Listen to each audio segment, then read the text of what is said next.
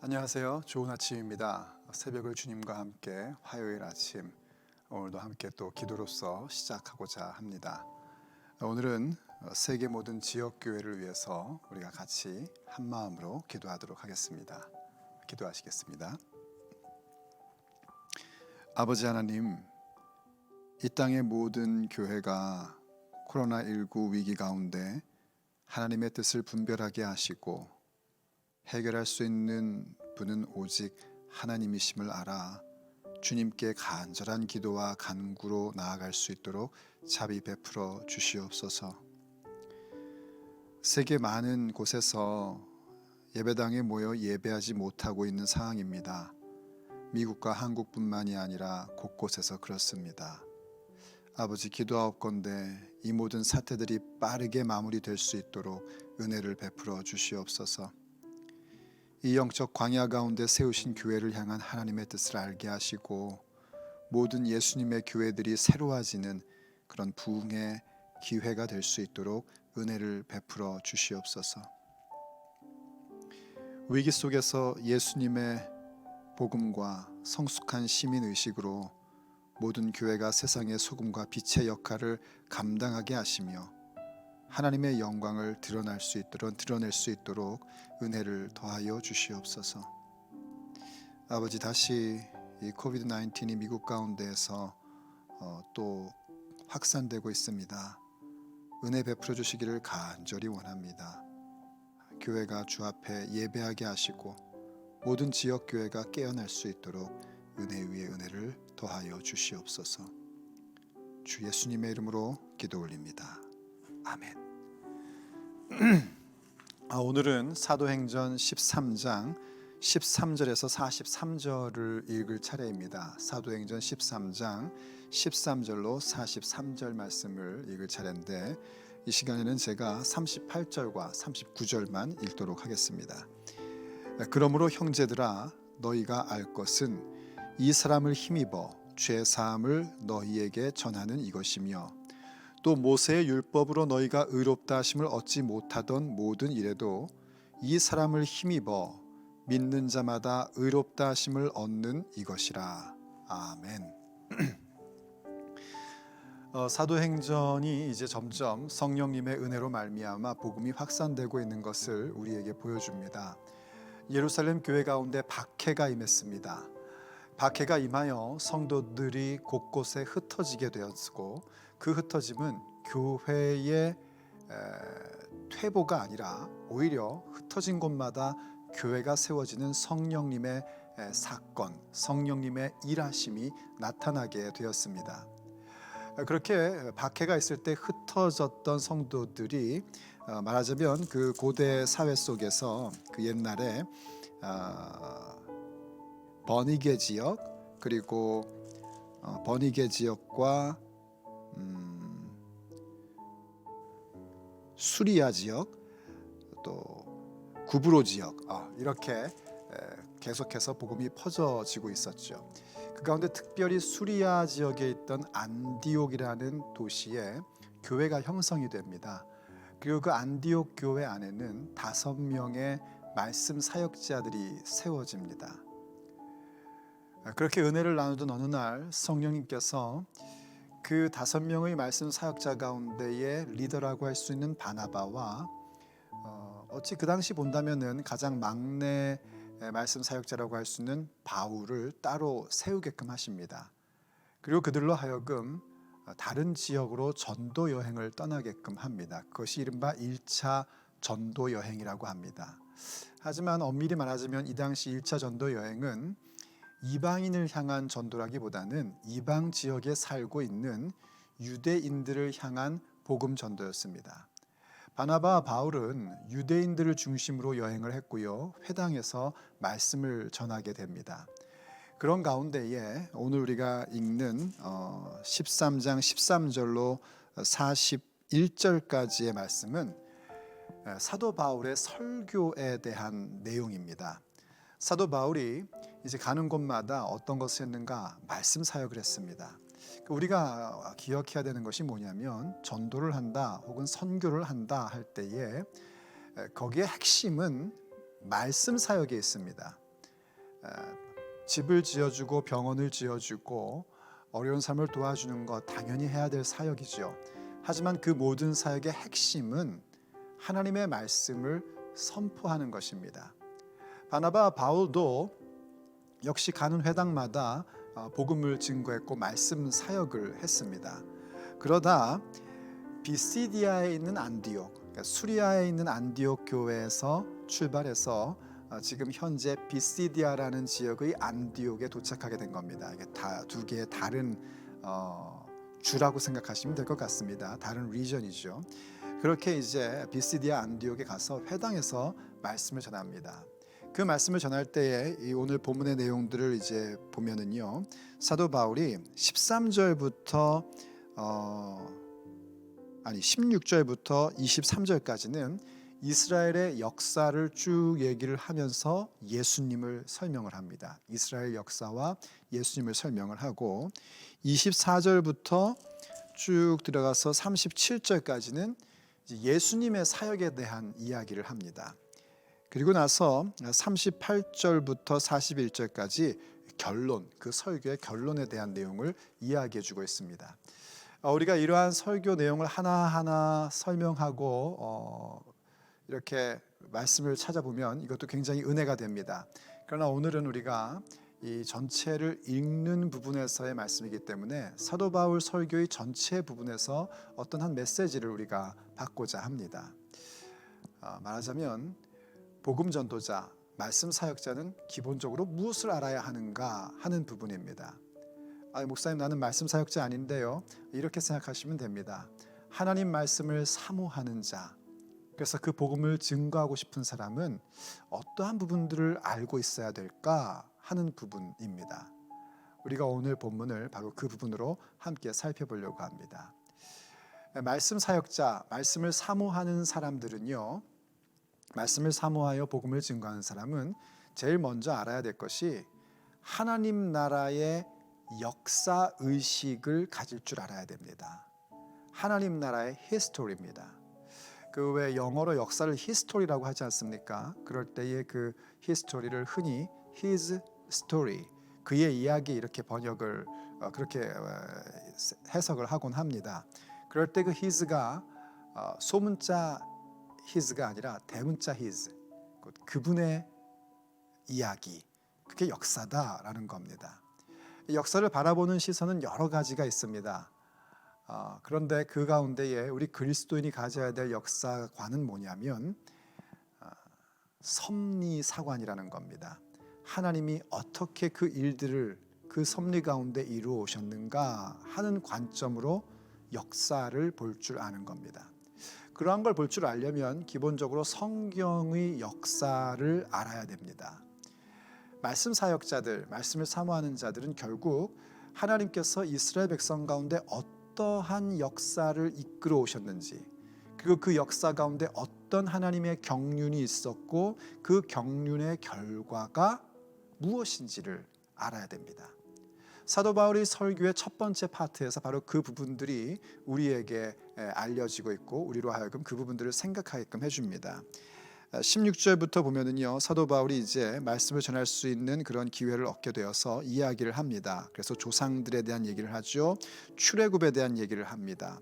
그리고 출애굽되어서 가나안 땅에 들어와 거기서 기업을 얻고 땅을 기업으로 얻어 살아온 이야기를 하고 그때에 하나님께서 사사를 주셨고 그러다가 마침내 다윗 임금을 주셨으며 그 다윗 임금을 통하여 예수님을 우리에게 보내주신 것이다 하는 얘기를 합니다. 그러한 가운데 몇 가지의 단어가 하나님께서 그 역사를 이끌어 가시는 방법이 무엇인지, 그 경륜이 어떠한 것인지를 알 수 있게끔 하는 단어들이 몇 가지가 나오는데요. 이를테면 이런 겁니다. 17절을 보시면 이 이스라엘 백성의 하나님이 우리 조상들을 택하시고 애굽 땅에서 나그네 된 그 백성을 높여 그 권능으로 인도하여 내사. 하나님이 어떻게 역사를 이끄시는가? 택하시고 인도하여 내신다는 겁니다. 하나님 나라를 이끌어가는, 하나님의 나라의 역사를 이끌어가는 사람들이라는 것은 다름 아니라 하나님의 택하심 가운데 그분의 인도하심을 받으며 살아가는 것입니다. 그런데 이들이 좀 잘했으면 좋겠는데 제대로 하지 못했었죠. 우리가 구약 성경 말씀을 배우면 이해하듯이 이스라엘 백성이 하나님께 그렇게 택함 받고 인도함을 받았음에도 불구하고 그 행동들이 온전하지 못했습니다. 그때 하나님의 경륜은 어떠한 모습으로 나타났는가? 오래 참으시사의 부분으로 나타났습니다. 한번 보십시오. 18절 보면은요. 광야에서 약 40년간 그들의 소행을 참으시고입니다. 참으시고. 하나님은 오래 참으심, 길이 참으심으로 그들을 기다려 주셨고 이끌어 오셨습니다. 뿐만이 아니라 그들에게 사사들도 주셨습니다. 그래서 20절에 보면은 선지자 사무엘 때까지 사사를 주셨다라고 말씀하시죠. 이렇게 하나님이 역사를 이끌어오는 그 경륜을 보면 택하시고 인도하시고 참으시고 주시고 이러한 부분으로 인류의 역사를 이끌어 오셨습니다. 우린 바로 그 가운데 있는 것이고요. 그것을 볼 줄 알아야 됩니다. 왜 하나님께서 택하시고 인도하시고 참으시고 주셨던가? 이유는 바로 예수님을 보내주고 싶으셨기 때문입니다. 하나님 앞에 범죄한 우리들을 구원하기 위해서 예수님을 보내시고자 하나님께서는 이스라엘 백성들을 택하셨고 인도하셨고 사사들을 보내주셨고 그리고 그들의 악한 행동들도 지속적으로 참아 주셨던 겁니다. 그러면서 이제 이새의 아들 다윗을 만남으로 하나님 마음에 합한 자를 통하여 하나님의 뜻을 다 이룰 것에 대한 부분들을 주시고 그것이 바로 예수님임을 얘기하는 겁니다. 자, 우리가 말씀 사역 혹은 말씀을 사모하는 자로서 이런 역사관을 가질 줄 알아야 됩니다. 모든 역사 속에 바로 이러한 하나님의 택하심과 인도하심 그리고 하나님의 오래 참으심, 주심, 하나님 마음에 합한 자를 찾으심 이러한 일들을 통해서 결국 예수님을 나타나게 하시고 예수님을 우리에게 주셨던 그 긴 하나님의 역사의 경륜 이 부분들을 헤아릴 줄 알아야 합니다. 이게 도대체 무슨 의미가 있냐고요? 바로 이러한 하나님의 섭리사관에 대한 역사의식을 바르게 가지면 오늘 나의 위치가 뭔지를 알게 됩니다. 바로 그 도도하게 흐르는 하나님 나라의 역사 줄기 가운데에 내가 지금 어디에 있는지를 알게 되고 그거를 알면 오늘 나의 역할이 주님 안에서 무엇인지를 알 수 있게 됩니다. 그럼 사람이 흐트러지질 않습니다. 사도 바울이 예수님을 만난 이후로 흐트러짐 없이 끝까지 복음 사역을 위해서 하나님 나라를 위해서 그렇게 자신의 삶을 불태울 수 있었던 것은 그의 가슴 속에 이러한 역사의식이 있었기 때문입니다. 물론 역사의식만 있다고 된다는 게 아닙니다. 그 다음에 중요한 핵심이 나오죠. 바로 예수 그리스도십니다.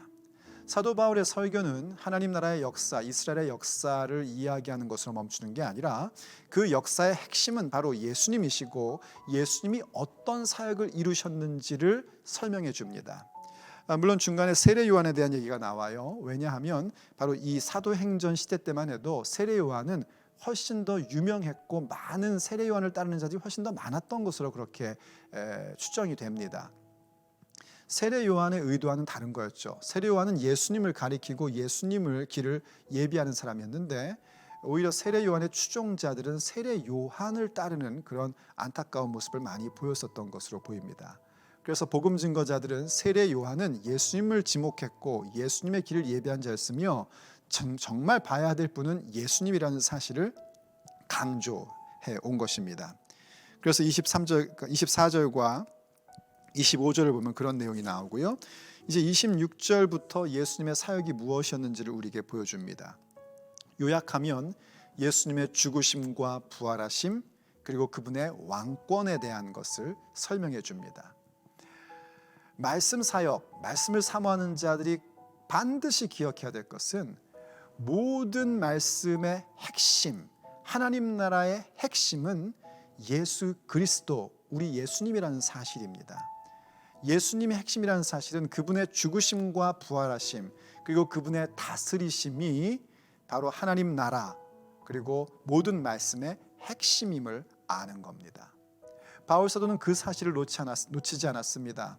분명한 역사관을 갖는 것뿐만이 아니라 그 역사의 핵심, 하나님 나라의 히스토리의 핵심은 예수님이시요 예수님이 이 땅 가운데 오셔서 하신 사역은 바로 죽으심과 부활하심으로 우리의 죄를 사해 주시고 우리로 하여금 생명을 얻게 하셨으며 생명 얻은 자이기에 예수님의 왕권 가운데 살아가야 한다는 사실을 이야기해 줍니다. 그래서 예수님의 왕권에 대한 것은 시편 2편을 인용하면서 바로 예수님이 하나님 아버지의 모든 왕권을 부여받으신 아들 예수 그리스도시다, 바로 우리의 왕이시다 하는 것을 확실하게 설교를 합니다. 그게 우리의 말씀 사역, 말씀을 사모하는 자들의 핵심 부분이어야 합니다. 예수님, 그분의 죽으심과 부활하심과 그리고 그분의 왕 되심, 내 삶을 다스리심, 이 부분들이 우리가 꼭 기억해야 할 부분인 것입니다. 자, 그럼 이제 어떻게 해야 될까요? 하나님 나라의 역사의 섭리를 깨닫고 그 섭리의 핵심이 바로 예수님이심을 알았습니다. 그럼 그 다음 무엇이 있어야 되는가? 바로 그것으로 인하여 내가 죄사함을 받고 의롭게 되었으며 너도 죄사함을 받고 의롭게 된다는 사실을 확실히 선언하고 맺음 짓는 것입니다. 그래서 사도 바울의 설교는 이제 결론으로 들어가면서 죄사함과 의로움에 대한 부분으로 우리에게 메시지를 줍니다. 38절 39절이 바로 그런 내용입니다. 이 사람을 힘입어 죄사함을 너에게 전하는 이것이며 율법으로는 의롭다 하심을 얻지 못하던 모든 일에도 이 사람을 힘입어 곧 예수님을 힘입어 믿는 자마다 의롭다 하심을 얻는 이것이라 하고 말씀해 주고 있습니다. 말씀을 사모하는 사람으로서 우리가 꼭 기억해야 될 부분이 바로 이 부분입니다. 예수님의 그 귀하신 사역으로 우리가 죄사함을 받았고 다른 것으로는 도저히 의로워질 수 없었는데 오직 예수님의 사역으로 말미암아 우리가 의롭다함을 받게 되었다 하는 겁니다. 이러한 부분들을 우리가 간직하고 있을 때에 우리는 말씀을 사모하는 자요, 말씀의 사역자로서 온전히 복음을 증거할 수 있게 될 것입니다. 거기에 이제 한 가지 더 오늘 본문의 내용에서 얻을 수 있는 것은요, 항상 하나님의 은혜 가운데 있기를 구하는 자가 되어야 한다는 것입니다. 42절과 43절을 보면 사도 바울의 설교를 다 들은 유대인들이 다음 안식일에도 이 말씀을 하라 하고 그렇게 청합니다. 43절을 보면 회당의 모임이 끝난 후에 유대인과 유대교에 입교한 경건한 사람들이 많이 바울과 바나바를 따르니, 사역의 열매죠. 유대교 안에 있던 사람들, 곧 구약 성경에 대하여 해박한 지식을 갖고 있고 정통했던 그들이 사도 바울의 해석을 듣고 자기들이 알고 있는 이스라엘의 역사 그리고 성경의 모든 예언들이 바로 예수님을 통하여 성취되었으며 그것을 인하여 우리가 죄사함 받고 의롭다함을 입을 수 있다는 의롭다함을 입는다 하는 그 복음 진리를 받아들이게 된 겁니다. 그때에 두 사도가 이렇게 권합니다. 두 사도가 더불어 말하고 항상 하나님의 은혜 가운데 있으라 권하니라. 항상 하나님의 은혜 가운데 있으라 하고 권했답니다. 이 부분이 중요합니다. 제 아무리 우리가 바른 역사관을 가지고 있고 하나님의 섭리를 알아 그 역사의 줄기 속에 나의 위치가 뭐며 내 역할이 뭔지를 알고 그리고 그 역사의 핵심이 예수님이라는 사실을 알기에 예수님의 사역을 귀히 생각하며 기억하고 그리고 죄사함과 의롭다함에 대한 진리를 알고 그것을 받았다 할지라도 그 모든 것이 하나님의 은혜로 말미암아 되었다는 사실을 기억해야 됩니다. 그리고 그 은혜 가운데 있어야 한다는 사실을 명심할 수 있어야 됩니다. 그럴 때 우리는 바로 하나님의 말씀을 사모하는 자로서 말씀 사역자로서 우리의 삶을 하나님께서 인정해 주시고 샘하여 주시는 날들로 이루어 갈 수 있는 것입니다. 사랑하는 성도 여러분, 오늘 사도행전에서 나타나는 바로 사도행전 13장에 있는 사도 바울의 설교를 통하여 우리가 말씀을 사모한다는 것이 무엇이고 말씀 사역자로서 가져야 될 기본 사항이 뭔지를 함께 나눴습니다. 하나님 나라의 역사관 속에서 예수님의 복음의 핵심을 깨닫고 그 죄사함과 의롭다함을 입은 자로서 은혜 가운데 거하는 삶을 산다는 것, 그것이 바로 오늘도 우리가 기도하며 간직해야 될 우리의 모습입니다. 기도하시겠습니다. 아버지 하나님, 사도 바울의 설교에 대한 그 말씀을 통하여 우리가 무엇을 알아야 되고 말씀을 사모하는 자로서 기본적으로 알아야 되며 간직해야 될 것이 무엇인지를 알게 하시니 감사드립니다. 과연 인류의 모든 역사는 하나님의 섭리 가운데 있고 하나님께서 베푸시는 그 놀라운 은혜로 이루어졌음을 깨닫습니다. 또한 하나님 나라의 역사의 핵심은 예수님이시고 예수님의 사역, 죽으심과 부활하심으로 말미암아 우리가 죄 사함 받고 의롭다 하심을 얻었음을 기억합니다. 우리가 이렇게 하나님의 은혜를 받은 자들이니 오늘도 그러한 하나님의 은혜에 거하는 자가 되게 하여 주시옵소서. 그래서 오늘 하루라는 날들도 하나님께서 인정하시고 셈하여 주시는 말씀의 사람, 말씀을 사모하는 사람들로 우리 모두가 세워지게 하여 주시옵소서. 우리 주 예수 그리스도의 이름으로 감사하며 기도 올립니다. 아멘.